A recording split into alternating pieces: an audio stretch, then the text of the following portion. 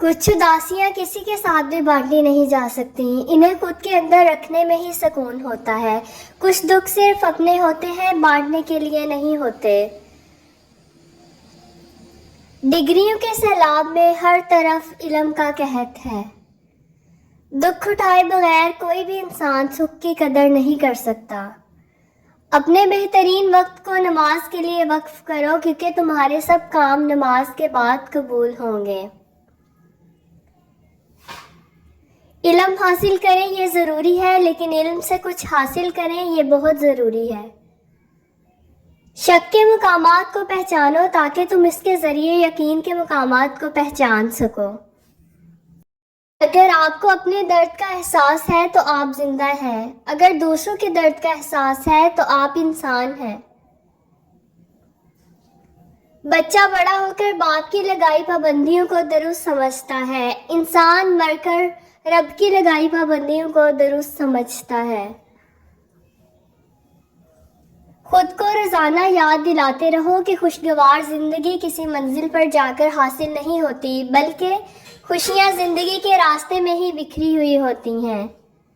زندگی میں خوشیوں کا دار و مدار اس بات پر ہوتا ہے آپ کتنا اچھا سوچ سکتے ہیں۔ اچھی سوچ اور بری سوچ آپ کے حالات کا تعین کرتی ہے۔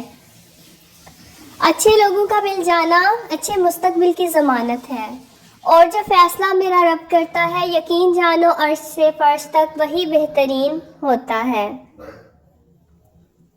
وقت کی سکھائی ہوئی باتیں تاعمر یاد رہتی ہیں۔ لوگ آپ کو آپ کی خامیوں سے خریدتے ہیں اور سوچ سمجھ کر آپ کو بیچتے ہیں۔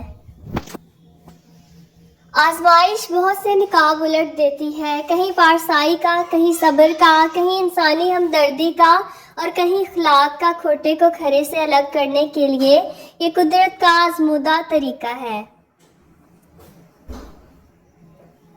کہیں جواب دینے کو بھی جی نہیں کرتا، کہیں سلام سے پہلے سلام کرتا ہوں۔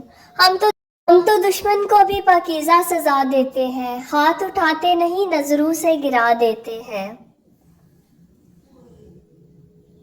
زندگی میں یہ ہنر بھی آزمانا چاہیے، جنگ کسی اپنے سے ہو تو ہار جانا چاہیے۔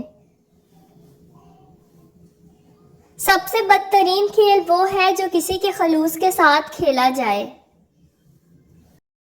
زمین عقل مندوں سے تو بھر گئی لیکن درد مندوں سے خالی ہے۔ سوچ اچھی ہونی چاہیے کیونکہ نظر کا علاج ممکن ہے لیکن نظریے کا نہیں۔